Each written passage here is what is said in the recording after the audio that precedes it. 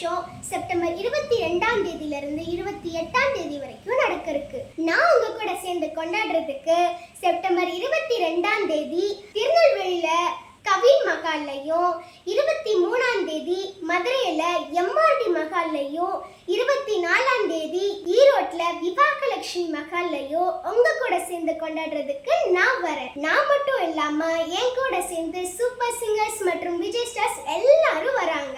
இந்த நவராத்திரி விழாவை எங்க கூட சேர்ந்து கொண்டாடுறதுக்கு மறக்காம எல்லாரும் வந்துருங்க.